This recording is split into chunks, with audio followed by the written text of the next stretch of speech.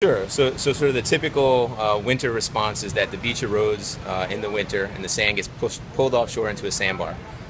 Those sandbars actually work their way back onshore during calm conditions in the spring and the summer.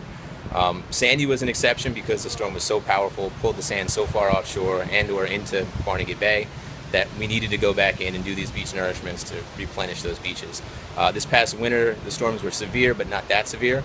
So most of the sand is in a sandbar, and most of it will work its way back onshore as the conditions get more normal. But it's taking a little bit longer than previous years? Yeah, the erosion process happens immediately. You can go to the beach before the storm and after the storm and see a dramatic difference.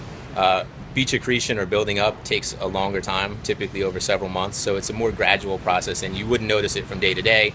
But if you go at the beginning of the summer and then at the end, you'll certainly see the difference. So it just takes, the farther offshore the bars are, the longer it takes for them to come back onshore.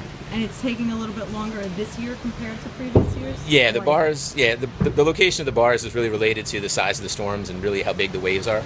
So we had some pretty big waves, particularly with the winter storm in January, Jonas.